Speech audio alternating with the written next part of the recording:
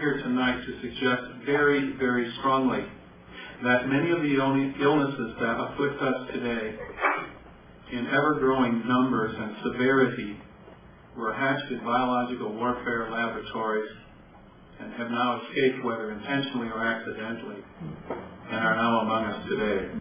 Never stop to wonder when watching my TV why we who do the work so seldom see. Now I'm wondering why we're blacked out or portrayed as troublemakers, or always in the background when on screen. Working TV, now we're on screen. Working TV. Welcome to Working TV. I'm Libby Davies. If you believed that aircraft with secret government approval have been spraying noxious chemicals developed in U.S. military biological warfare laboratories on unsuspecting Canadians, would you be paranoid?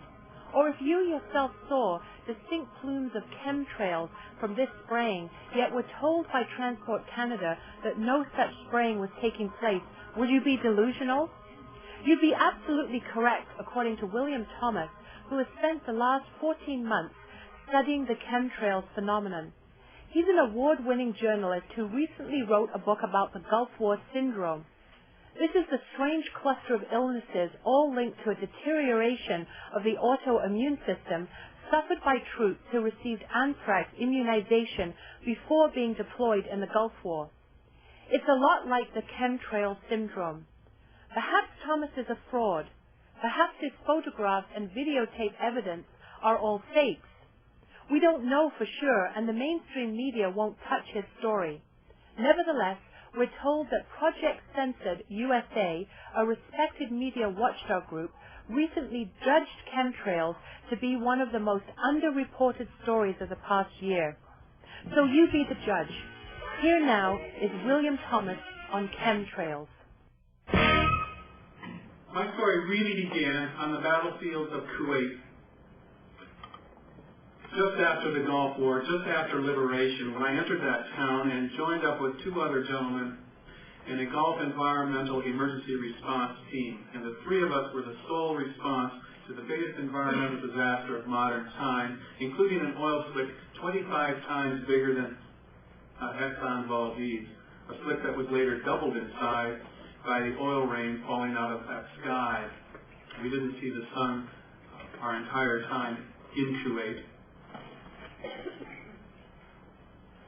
I was focused on the environmental aspects of that war, but when I came home from that conflict, I was very ill for a year. I had no functioning immune system. I would get the flu and it would linger for months and months and then return. And through a program of superb vitamin supplementation, Dr. Matson here in this town, I was able to regain my health and my immune system. And when I heard from hundreds and hundreds of veterans about a strange illness they were calling Gulf War syndrome, I became very concerned as a journalist that, again, this was not being covered by the mainstream press. And in 12 months of going every news source from Rolling Stone and Mother Jones to the New York Times, I was turned down everywhere because the story was simply too hot. That story on Gulf War illness was eventually published by Monday Magazine in Victoria, and I went on to write a book called Bringing the War Home.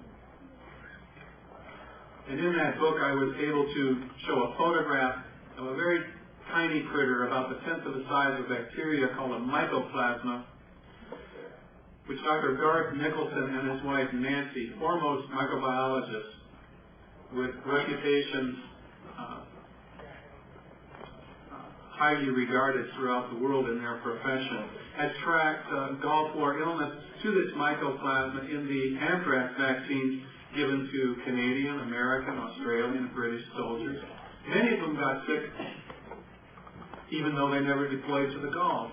And I concluded the book by saying the only good news is with some 200,000 sick veterans in North America and their spouses and their children, at least the mycoplasma and these biological weapons are not loose among the public. I was wrong. So tonight we're going to have a look at what is really ailing us. We're going to have a look at what is happening in the skies overhead, and we're going to talk about what we can do about that.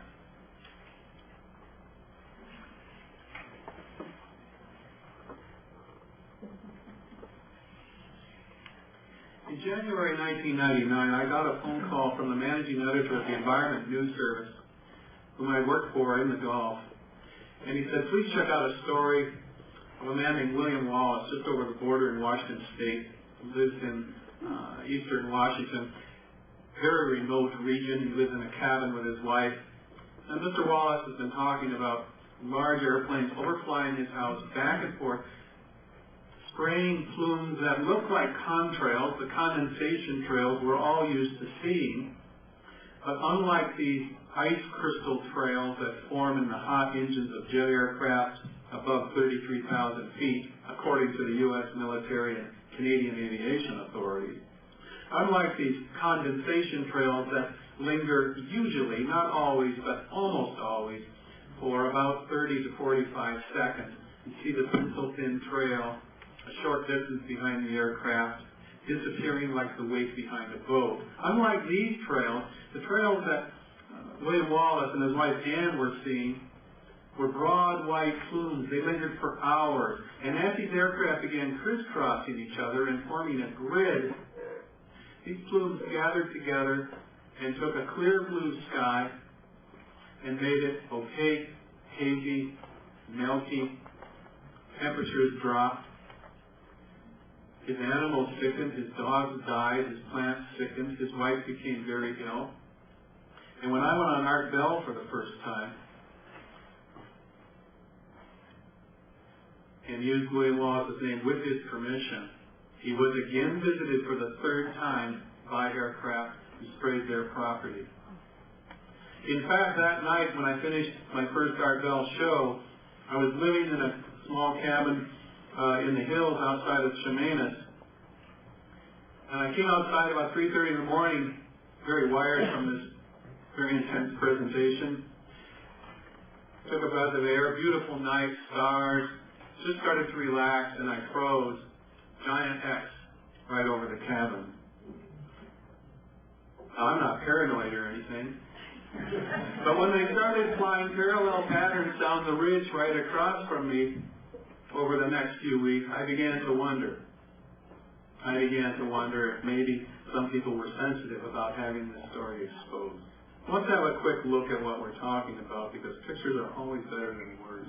I don't know about you, but people continually tell me, oh, these are normal contrails, these are normal aircraft patterns, and I'm here to tell you tonight that if commercial airline pilots pulled this stunt, they would lose their license. Yeah. These pictures were taken very recently over Nevada, Moose Jaw, Saskatchewan, and International Flight Center, and towards the end, Vancouver on Monday of this week. Legal spacing for commercial airliners is 3 miles. I believe the X's are for satellite identification. Don't worry, it's just normal airline traffic. And if you wait a few minutes, you'll watch and see these Chem Trails start to spread out as they're doing here.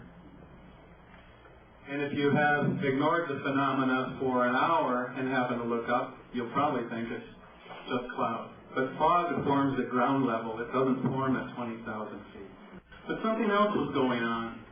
Something else down here on the ground.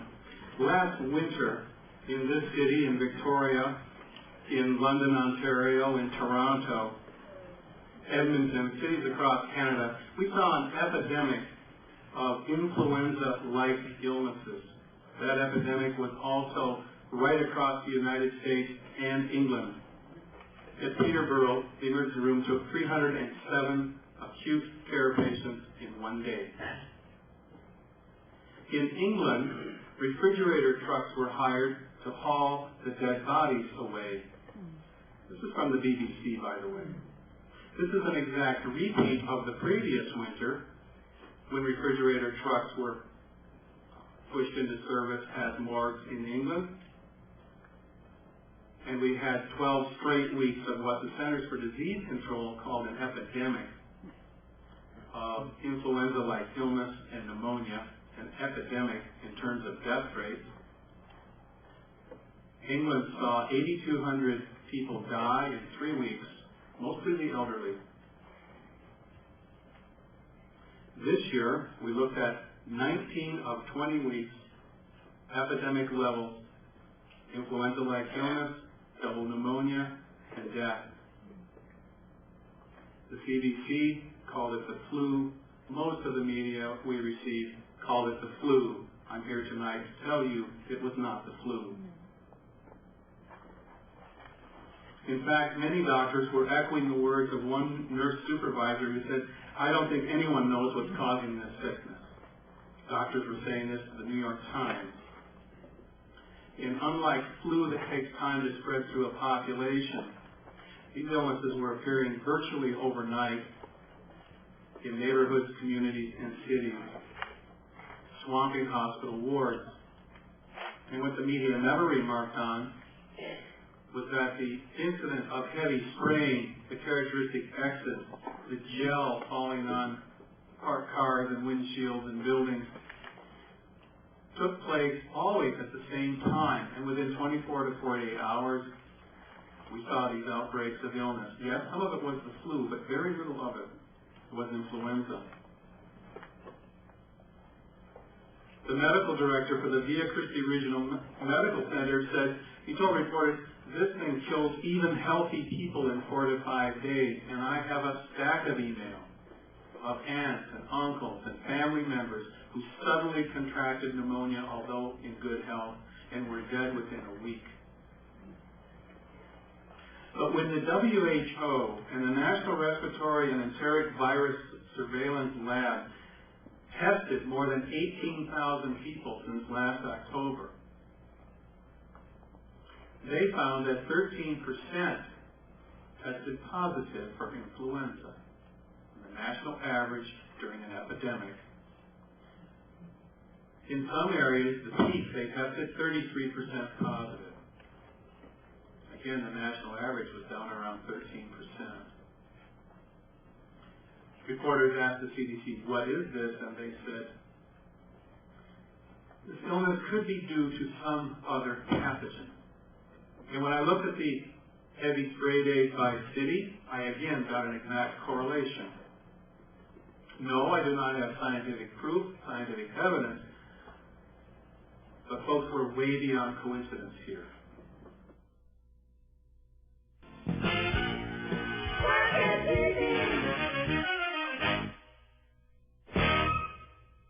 I'm Noam Chomsky. You're watching Working TV.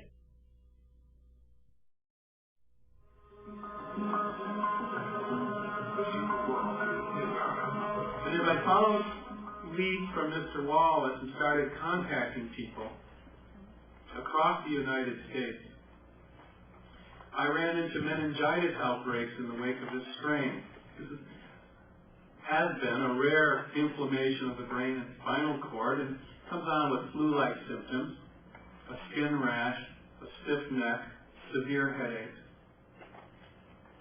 And you know, we're still running into those symptoms after heavy spray days in schools and communities across North America. In Bell River, just outside of Windsor, there were 3 cases and 1 death among 3,000 people, and they vaccinated everyone. Multiple sclerosis started showing up.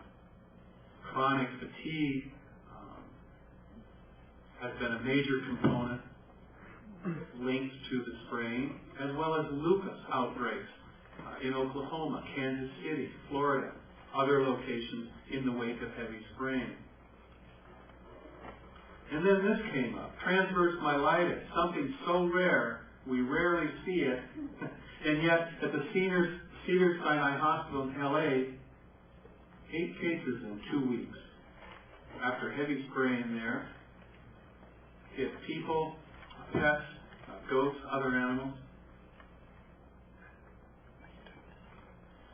So what do we have here? Well, we have a worsening epidemic over the past 2 years of a flu-like illness that has not been identified, a flu that is not the flu. We have, according to the CDC, an epidemic of death from influenza-like illness, pneumonia, and cardiac arrest. Now, since when is cardiac arrest a symptom of the flu? But that's what the CDC is reporting. And I've been the reporter and a columnist dealing with alternative health issues for years, and I have wondered at the sudden upsurge and predominance of autoimmune type diseases. We just mentioned a few: chronic fatigue, rheumatoid arthritis, multiple sclerosis. Virtually overnight in the past few decades. Yes, our immune systems are under increasing attack, but I believe we are under other attack as well.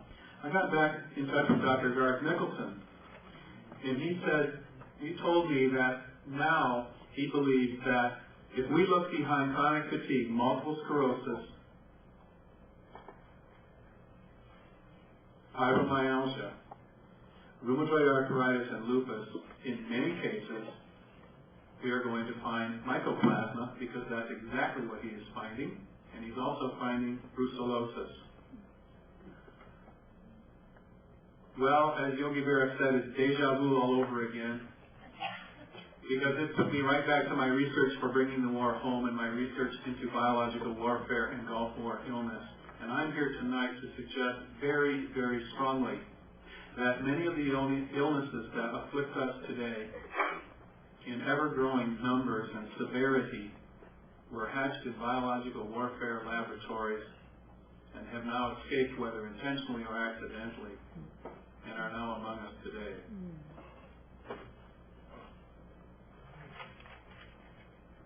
I'll have some good news in a while, I promise. But let's follow this line of inquiry. Brucellosis developed as an aerosol during World War II at Fort Detrick, premier biowarfare lab on this planet.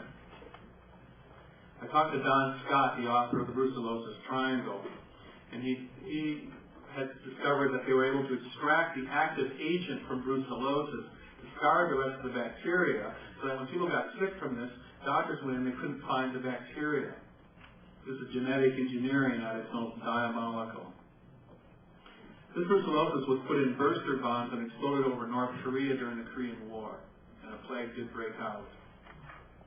Read a higher form of killing, if you can find that book, and it documents what happened. But then look at this. Soldiers at that time who were working in chemical biological warfare were given disability compensation if they contracted a certain disease within 2 years of discharge. What was that disease? Multiple sclerosis. Don Scott says that he believes chronic fatigue, fibromyalgia are brucellosis derived. I noted in Bringing the War Home that from 1985 to 89, brucellosis was among the shipment of germ warfare cultures shipped from the American Type Culture Corporation in Maryland, near Fort Detrick, to someone named Saddam Hussein. And in fact, it was the United States who armed Saddam Hussein with the chemical and biological weapons that he turned against their own sons and daughters after slaughtering tens of thousands of Iraqi soldiers on the battlefield. Now, mycoplasma has been a long-time favorite of the bioweaponeers. Like brucellosis, it's a stealth weapon. That is, there's no inflammatory antibody response that a doctor can recognize once it's been genetically engineered. They've been playing with it since the 1970s when U.S. Marines and Air Force personnel were tested with mycoplasma, and guess what? Many of them contracted chronic fatigue and multiple sclerosis. Just around that time, 42 inmates at the Huntsville prison died after experiments with an aerosol, air-delivered mycoplasma, and brucellosis were given to them along with a few dollars. But what the experimenters didn't expect was that 231 nearby residents in that town would be stricken with chronic fatigue, multiple sclerosis, lupus, cancer, meningitis, and Epstein-Barr after that experiment. The Iraqis were also very interested in the mycoplasma.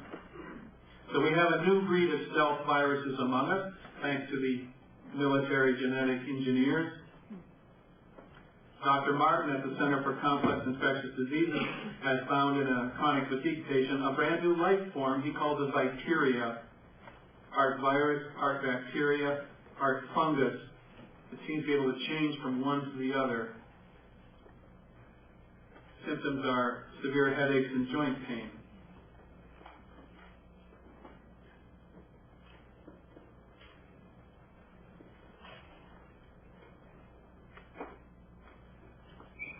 So we have chemical spraying. We have widespread illness that has not been identified by doctors or hospitals.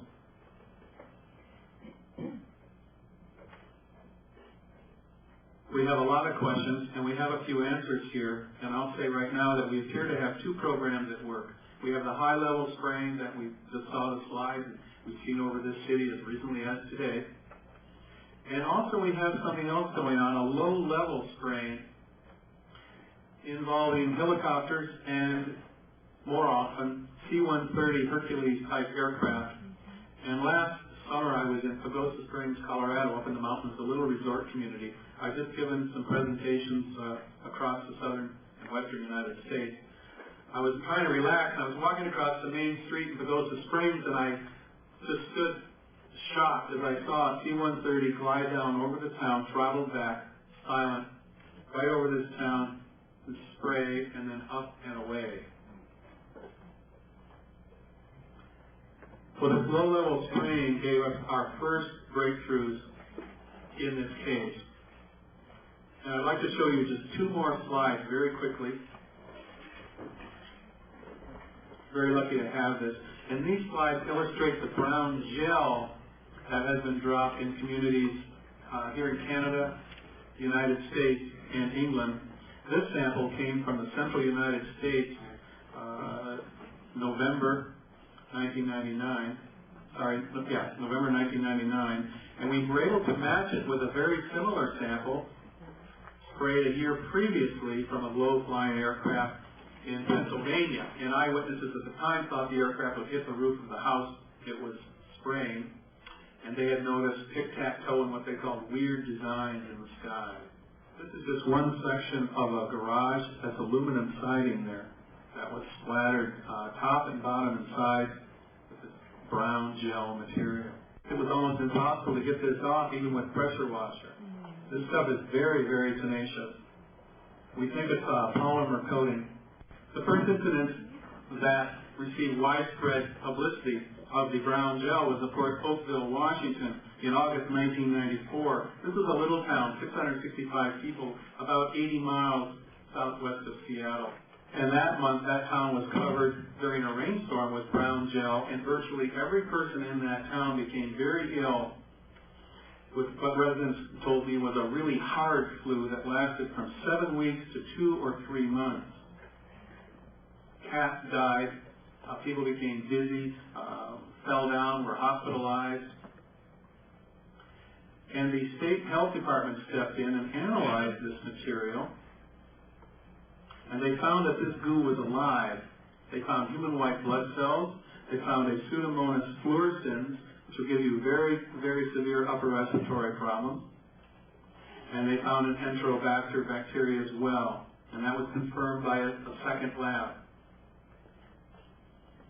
What they didn't find out is where it came from and why the aircraft were dropping it on this population. But we do have pattern and precedent here. We have some 50 years of biological experimentation on the people of this country and the United States and England, testing various biological warfare stimulants that, don't worry, won't hurt anyone, but in fact did hurt a lot of people who were susceptible. From San Francisco to New York City, Winnipeg in particular, 2 million people exposed in England. They used ships and they used spray-equipped aircraft to deliver serratia marcescens, zinc cadmium sulfate, a known carcinogen by the way, and other material that would show up very quickly in their test to test dispersal rates and infection rates in the population. And the idea was if you made people sick enough to report to their doctor for the hospital, you could track the efficiency of these weapons on your own population. Oh, this is legal, by the way, at least in the United States. Section 1520 says it's okay for the Department of Defense to test chemical and biological weapons on the population as long as it's for research purposes. But in November '87, that law was amended and now reads 30 days advance notice must be given to Congress, and any human subject subjected to these tests must be notified in advance. Now, I don't know about you, but I haven't received any notification by phone or mail that I'm about to be and have been experimented on. So that's it for today. Thanks for watching. As always, please help keep this show on air by letting your cable company know you're watching. Or better yet, tell them what you think of the show. They transcribe every one of your calls and pass them on to us. We'd love to hear what you think about chemtrails. Next week, we'll hear more from William Thomas on chemtrails, including his notion as to why they exist. See you next week. Goodbye for now. I'll say categorically, as a researcher and a person who's writing about health for many years, that if we look behind the illnesses afflicting us now that are putting people in hospital, this flu-like illness, we are going to find fungus among us. Okay, treatment. We want to be alkaline. Fungal infections further acidify our blood with their byproducts. If our bloodstream is alkaline, if we eat that green leafy stuff and avoid the fun foods, my primary supplement is cayenne. Cayenne. Heat up your blood. Cayenne and ginger and garlic and miso and shiitake, but cayenne. And also oxygenate your blood with liquid oxygen supplements or exercise. Very important. We can knock out these fungal infections.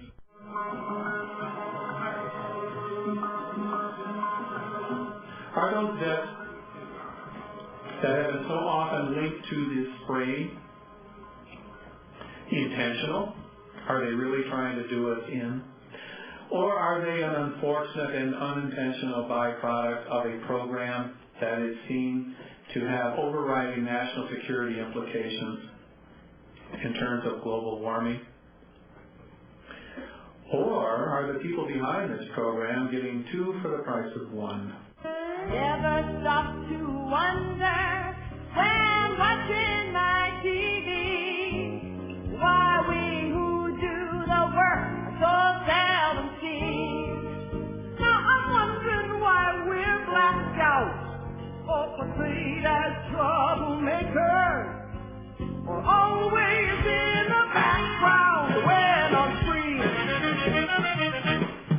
Working TV. Now we're on screen.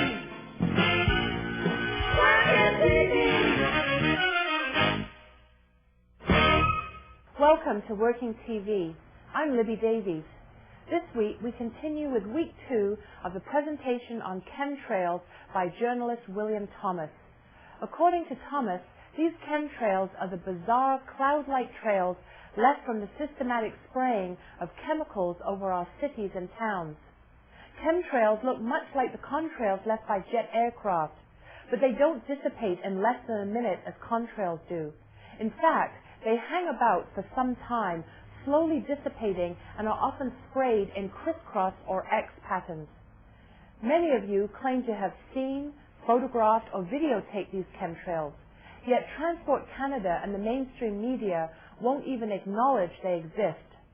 That's because, according to Thomas, they are part of some kind of sinister plot to both control the weather and to cull our populations. This may sound like yet another nutty conspiracy theory. We're not so sure. At least we think Thomas deserves a listen. You decide. Here now, continued from last week, is part 2 of Chemtrails. Working TV. Now, I've been an environmental journalist for some 10 years. I attend conferences, I talk to scientists, and I keep up to speed on what is happening to this planet. I talk to advisors to this government, scientific advisors, and they are unanimous in calling what is happening to our atmosphere a global emergency. Ladies and gentlemen, this is not a scam. This is actually happening. Poles are melting at an unprecedented rate. In the Arctic to the north of it, at such a rate, in fact, that the cold water now entering the North Atlantic is intersecting the North Atlantic conveyor, bringing warm water and nutrients up from the tropics and cooling that and slowing down this conveyor. And this is the conveyor that moderates climate across England and Europe. And you saw the huge windstorms and rainstorms this year, all the trees knocked down in France, the superstorms they're calling them. And we're seeing more and more of these superstorms. We're seeing rainfall patterns change, droughts, floods, tornadoes in winter. And it's the insurance company, not the environmentalists, that are pushing governments to act. The insurers are panicked. We're talking an industry even bigger than the arms industry and the fossil fuel mafia on this planet. They are very concerned that an unstable climate may destroy the insurance industry and take down the banks that back them. Insured losses were up 10 times from 83 to 92, and that was just the beginning. Lloyd's of London has lost $11 billion in 4 years, and I don't believe they're going to be able to sustain those kind of losses. Hurricane Andrew alone cost $15.5 billion to insurers, and now they're saying catastrophic losses from climatic extremes will total $30 billion a year, here on out. At the same time, we have a real emergency with the shredding ozone layer that protects our spaceship Earth from solar radiation. The U.S. Environmental Protection Agency has revised its estimate of skin cancer deaths from 9,300 to 200,000 over the next 50 years. Now, in August 1998, there was an international seminar on planetary emergencies. And Edward Teller took an idea, first proposed in 1979 by the renowned physicist Freeman Dyson, who proposed that we insert sunlight-reflecting particles to deflect solar radiation and cool the planet. This wasn't just an idle theory, because when El Chicon erupted, the resulting fallout from that volcano slowed the global warming trend 25% and gave the people saying, well, there's really nothing to this global warming, quite a lot of ammunition for a year or two.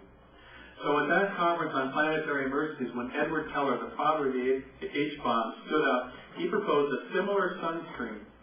And he said, if we can block 1% of incoming solar radiation, reflect it back into space, we will neutralize global warming. I have some very good researchers working for me, and they have very recently come up with a paper, a study done at the request of the U.S. government by the Lawrence Livermore Lab, the national laboratory in the United States. And they looked at this and they said, we can do this. It will cost us $1 billion a year. And that's 1% of the $100 billion a year it will cost our economy if we have to curtail fossil fuel use back to 1990 levels to slow global warming. Oh, sure, we can go to the solar age and alternative technologies that you know and I know are available. Of course, the oil cartel doesn't want us to do that. So here's an idea. We spray this sunscreen, we cool the planet slightly, and we can go on burning fossil fuels and the corporations can go on making their profits.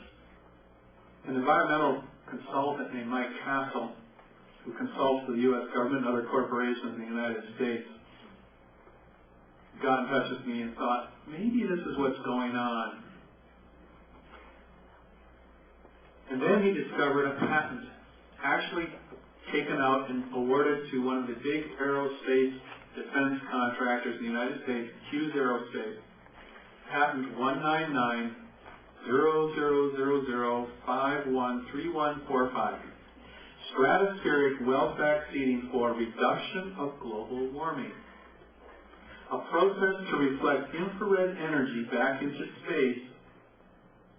And this patent called for chemicals to be sprayed into the greenhouse gas layer, wait for this, 22,000 feet and higher. What were they going to spray? Oxides of metal. Which oxide? Aluminum oxide. Now you're saying, well, that's a heck of a lot of airplanes flying a lot of missions to spray that kind of material. So we turned to the United States Air Force, and you know what I found? They happen to own over 800 tanker aircraft, KC-135 and KC-10 aircraft. Exactly the plane that we have positively identified in hundreds of photographs and miles of videotape as the aircraft spraying these chemtrails. So could this really be happening? I mean, we have the study, we have the airplanes, we have the money, we have the patent, and we have the primary ingredient, aluminum. Well, we also have scientific proof. Because the people of Espanola, Ontario did not sit by and take the spraying in their community and resulting sickness among their families and children lying down. This is an Ojibwe community, about 80 miles to the west of Sudbury, Ontario. And in March last year, they began noticing these jets flying these crisscross patterns overhead, and they came down with joint pain and stiffness, often on the left side of their bodies, extreme upper respiratory problems, gastrointestinal problems, illness throughout the community. And then they saw low-flying aircraft come over, C-130s, spraying a red powderish material. My colleague went up there at that time and collected a sample just after the latest incident. We had it tested. Hundreds and hundreds of pathogenic molds and fungi in that spray, that low-level spray. But what about the higher-level spray? The people of Espanola raised such a ruckus that the Ministry of Environment Ontario was forced to get involved, and they ran tests on rainwater following the heavy spray days. And guess what they found? They found carbon black, which the United States Air Force says they use for weather modification. They found hundreds of molds, fungi, but most of what they found was aluminum. 7 times the safe levels. Aluminum at levels the North Lab said would kill fish. We have the lab tests, we have the study. It matches the Hughes patent. It matches what Edward Teller and Freeman Dyson and others were calling for. And it certainly looks to me tonight that what we are seeing is an attempt, a desperate attempt, at atmospheric modification. But weather is also being modified.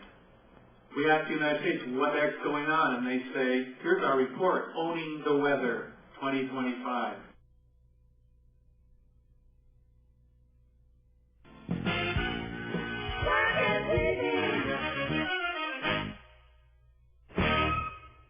I'm Noam Chomsky. You're watching Working TV on cable.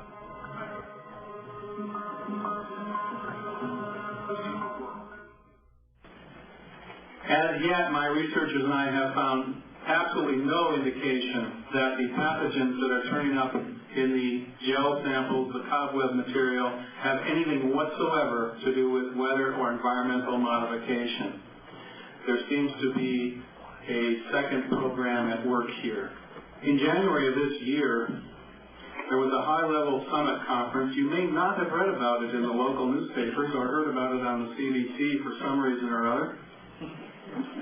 This was a conference on the changing demographics on this planet, the aging population, and its threat to corporate profits and to defense budgets in particular.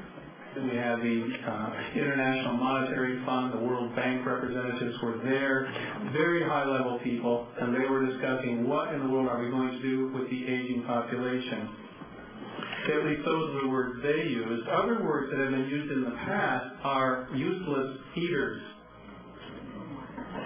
People who become elderly and no longer contribute monetarily to society and become a burden on society in terms of social assistance and especially Medicare.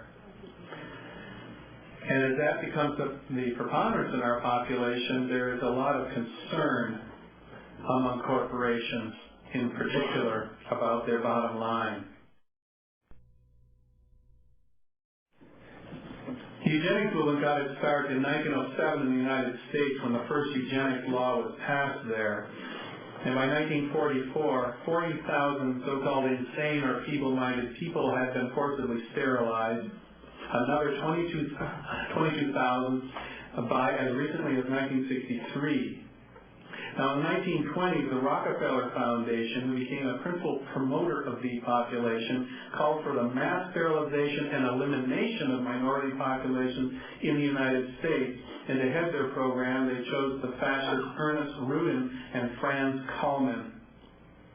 Of course, it was Rockefeller Standard Oil that got together with I.G. Farben during that war. It became virtually the same corporation. It was Farben who made the nerve gas that killed more than 6 million Jewish people. Rudin himself went on to become part of the Nazi state and became president of the Worldwide Eugenics Federation. His sterilization law was adapted by the United States as law in July 1933 as a model with Hitler's signature attached. Kallman went on to head the American Society of Human Genetics, the Human Genome Project you've been hearing so much about recently. If you haven't heard about its Nazi antecedents.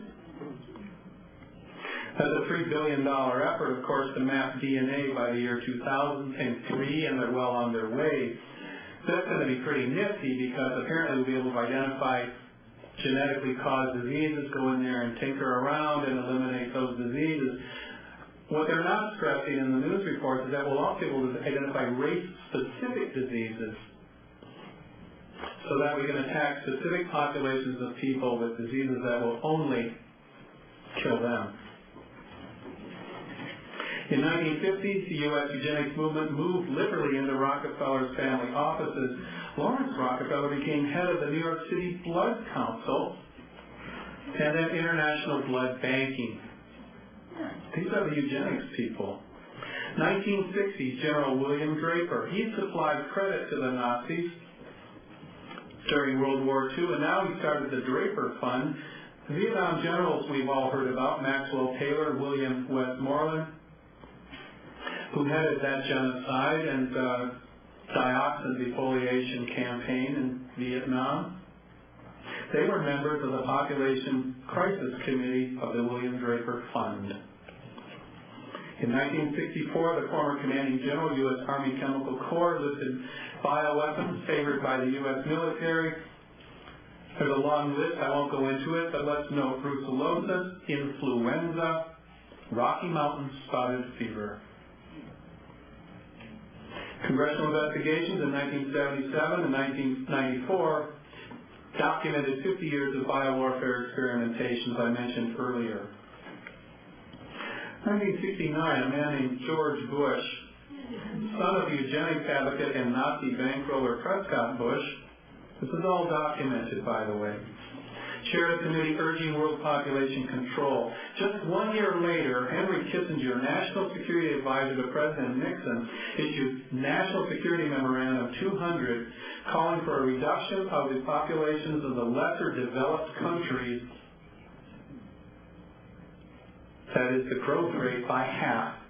By half. He said we have to depopulate 14 countries or the U.S. will face a crisis worse than nuclear war. Kissinger said we can decrease the birth rate or increase the death rate. It's too bad he said we can't use nuclear weapons. It's a little obvious, but we have something even better. In fact, it was Kissinger who took the U.S. biowarfare program underground when Nixon publicly outlawed it and declared the U.S. was getting out of the biowarfare business. Kissinger made sure that program continued. There was another national security advisor to Nixon at the very same time. His name was Roy Ash. He's the president of Lytton Bionetics. And anyone who's reading Len Horowitz's excellent books, AIDS and Ebola and Healing Codes for the Biological Apocalypse, will be running into this name, Lytton Bionetics. And they were tasked with developing immune systems destroyers and cancer agents. They were the head of all experiments at Fort Detrick, and they were in charge of all monkey cultures and viruses in the United States. Lytton Bionetics, Roy Ash, National Security Advisor to the United States government. Let's get back to Mr. Kissinger in 1969, what a year that was. Because during that year, in the closed-door sessions for defense appropriations hearing, Dr. MacArthur stood up and said, secretly, after 24 years of biological warfare research that was started, by the way, with the first head of that program, George Merck, the founder of Merck Pharmaceutical Company, also heavy funders of world depopulation. 24 years of biological warfare research, 76 biological warfare labs, $31 million, a lot of money in those days. That year, for the heinous weapons, he said, let's add $10 million more to the pot, and we will develop the ultimate stealth weapon, a synthetic bioagent for which no natural immunity exists. He told the Congressional Committee, we'll probably have to deliver these as a primary aerosol through the air, and will infect people inhaling it. Now, he said this can be incapacitating or lethal, depending on what brew we use and the victim's general health. Oh, he said we might have a problem. Some people might think this is genocidal. We might have a publicity problem, but we can do the job. That money was awarded. The work did go forward. And an immunodeficiency disease was perfected at Fort Detrick, Maryland. And it was tested at the Tahoe Truckee High School. And 7 of the 8 young victims there developed chronic fatigue. Now, in 1970, Robert Gallo synthesized an AIDS-like virus under this program. And 2 years later, the WHO said the best way to test these new viruses is in vaccines, particularly among siblings.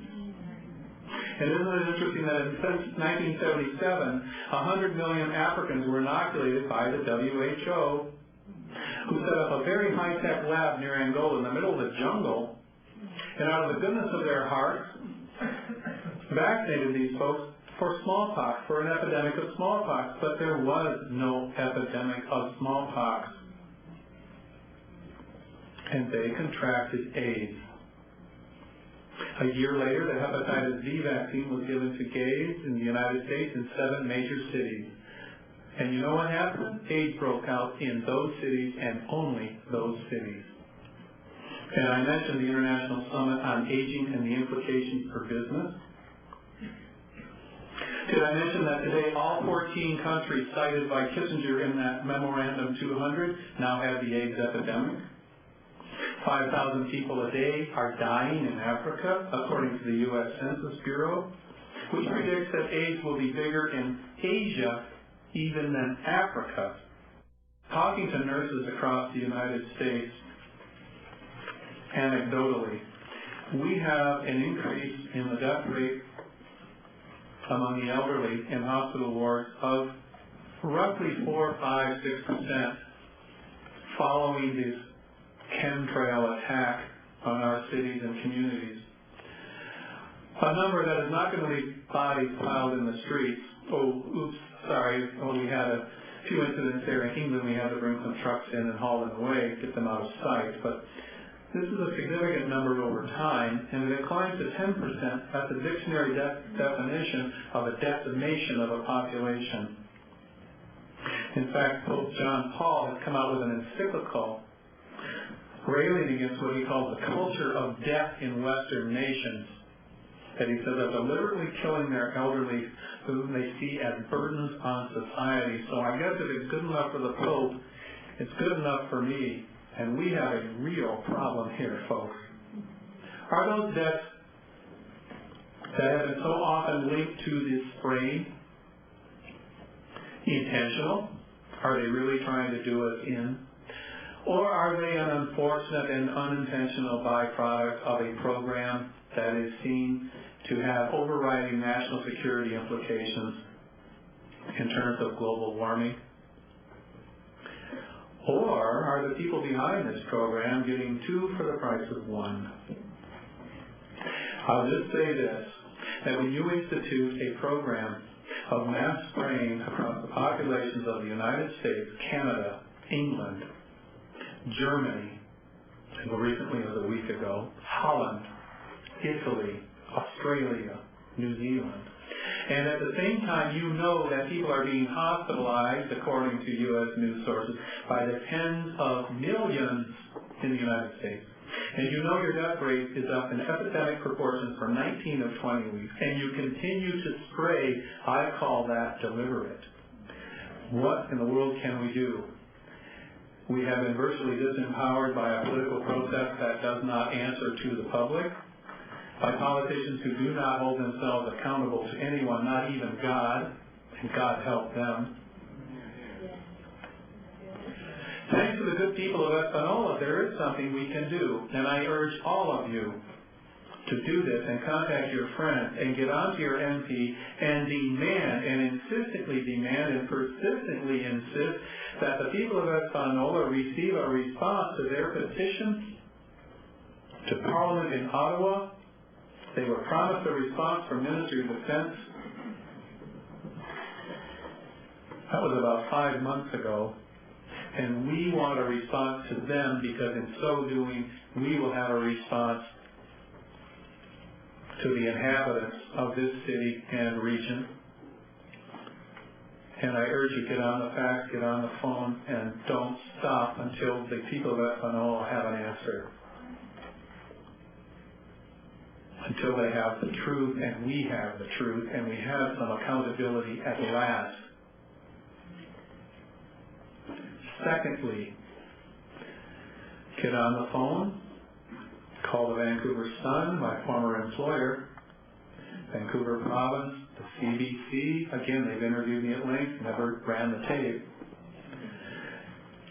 And say, you heard this guy talking, and he has some very disturbing photographs and even more disturbing things to say. And he's a journalist, he's won awards, he doesn't appear to be too crazy, and heck, I've seen it myself. Tell them, why aren't you reporting this? And don't stop until they do. Because once someone in the mainstream media picks up this story, the others will have to follow. It's the herd instinct. No one wants to be scooped.